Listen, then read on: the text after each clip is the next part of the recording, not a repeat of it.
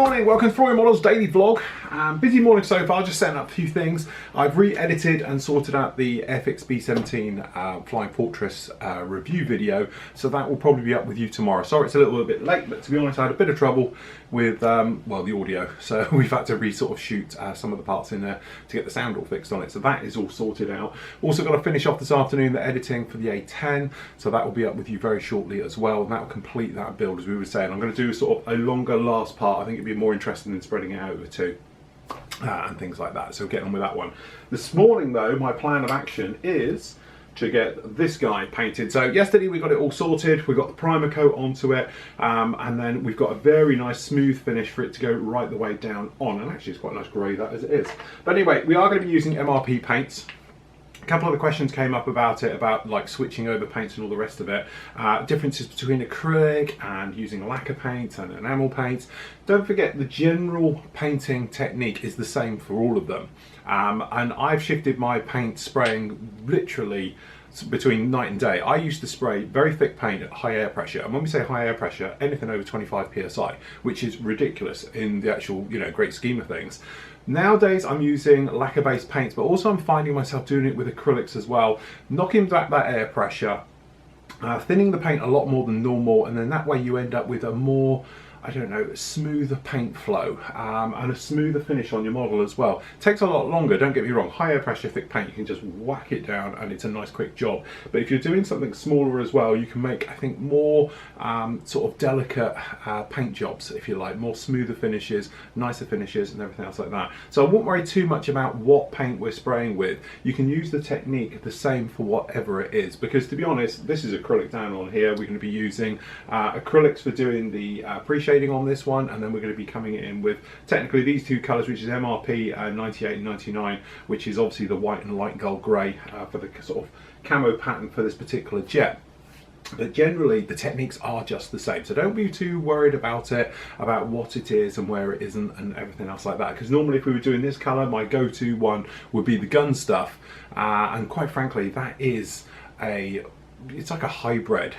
It's not a true acrylic, it's actually a synthetic acrylic, so it acts more like a lacquer or an enamel based paint than actually an acrylic paint does anyway. So, you know, as we know, we would have hit it and thinned it with some self-leveling thinners anyway, which is lacquer based, and they mix well together. So anyway, let's get this in pre-shaded and get some white paint on it. We're using MRP's light gold grey. It's lovely stuff to work with. I must admit, I know I've been hashing on about MRP paints and all the rest of it. What I love about it is that no matter how you seem to spray it, it just never stops. The paint just keeps giving and giving. So when you're using like acrylics and you get that sort of stop starting, drying on the needle, all that, it's nice not to have that. It's one of those things you can do tiny little detail work, lock the trigger and just carry on indefinitely without the hassle of having to blow it out, clean through and everything as you make your way through each time. So when I did like the pre-shading on this, that's what I had to do. Keep stopping, blowing down, all down the side here. You can see bits everywhere where I'm having to do it. Go straight to MRP, no problem whatsoever. Beautiful stuff to work with. So anyway, in a minute after this, I'll get that coat down onto it. That can dry overnight, and then tomorrow we can actually get some decals onto this instead. Really pushing forward very, very nicely. Anyway, today is Tuesday, so Tool Tuesday as ever. And it's one of those things, obviously we've had a run round of everywhere now. And so what I'm going to do is, over the next sort of series of weeks, is just bring you certain tools, little bits, you know, instead of a full-on thing, and the reasons why I love them so much. Okay, so today's one, obviously because we're down here in the spray bay, is these. Now these are reverse lockable tweezers. Okay, so they will hang on to your finger, no problem at all. How good are these? Now we all used to use pegs.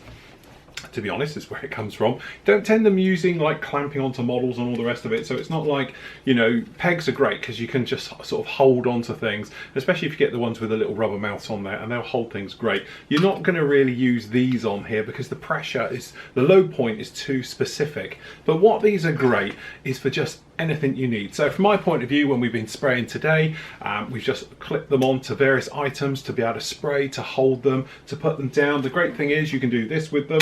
Hopefully you can see that there.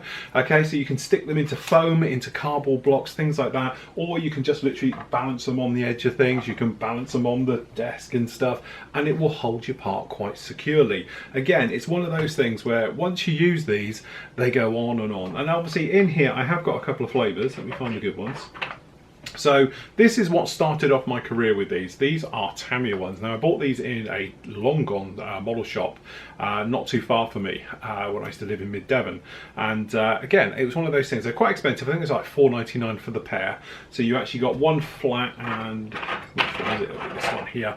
And one slightly hooked on it. Okay, so with these, that's actually how you had it. Very, very nice, no problem at all. And then over the years, I quickly learned that actually you can pick them up for almost nothing at various sort of hardware stores, and they have bins of them. They're not as nice, they're very cheap, they're Chinese knockoff things. Yeah, even this bit of wood in here isn't quite the right shape and all the rest of it, but they do exactly what you need them to do, and that is to hold on and clamp things, and you can just put them onto bits and pieces. But also I find myself using them on aircraft as well. If I've got to hold down a bit of a wing, I can just put it down, clamp it onto things, hold, and away you go. But it's that extra pair of hands, and that's what sometimes you need in the hobby, is where, you know, you're coming in with something, you just can't hold all the parts, and you need that quick pick up and go with it. So, you know, if you've got an item, you can just clip it in, put it down, stick it on the side, you're good to go.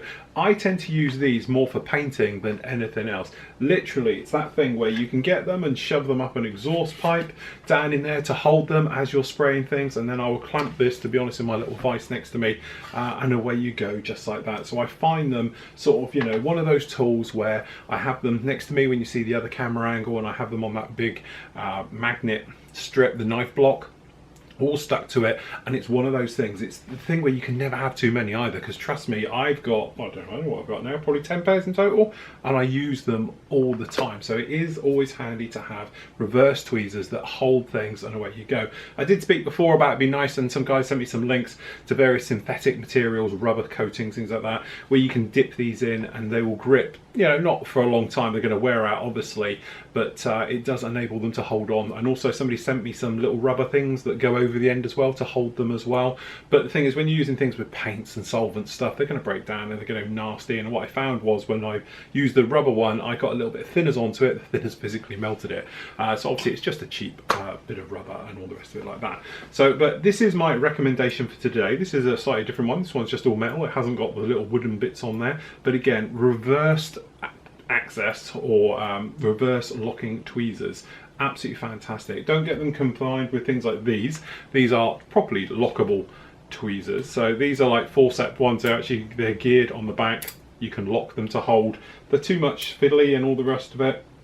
Whereas these, I can just come round like this type of thing. To be honest, I'm painting this part just like here, so I've masked it even in one and hold it in one, but it's like that. So when I'm done with it, I can just come along, stick it into a styrene block or something else like that, or a foam block, and it will hold all the parts. Just quick, simple, easy tool. And again, once you've bought one and you've used them, that's it. You will have them forever, and they will last forever. They're never going to break, they're never going to deteriorate. Just every now and again you do need to give them a bit of a clean. To be honest, I sand them. I don't put them in thinners and soak them.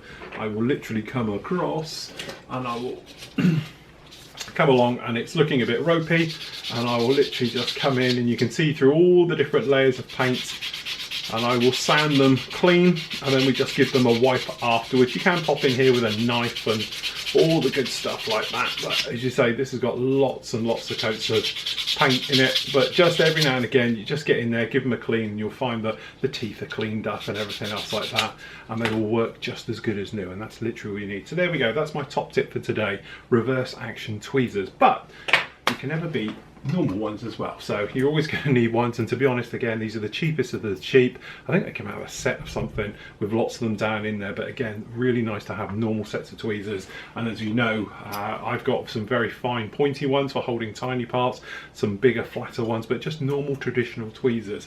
And again, it's that thing of taking items that we've had in the hobby for absolute years, from the dawn of time, from when we all use wooden clothes pegs like that. It's just a slight upgrade, but they're not working the same. Don't think that this is a replacement for your pegs, because your pegs, you're always going to need those as well for holding actually onto plastic parts and things. And again, pegs can be great little items because you can use them for holding things up, standing things up and stuff like that, and they'll be absolutely fine. So there we go, that's about it. That's about it for today, because to be honest, this afternoon I've got a load of editing to do. So I'm going to push on heavily with that. I was going to do the A10 part will be up with you today, but I want to make a bit of a song and dance of it. So I'm going to put that up with you tomorrow. And then what we're probably going to do is roll through and put the review for the B17 up on Wednesday, purely so I can get a little bit of a gap, because I do want to get this painted. But so this afternoon I want to do a load of editing, and you can have that over the next few days if you don't mind. So that's it from me. Thank you for joining me. Happy modelling, and I'll catch you all tomorrow.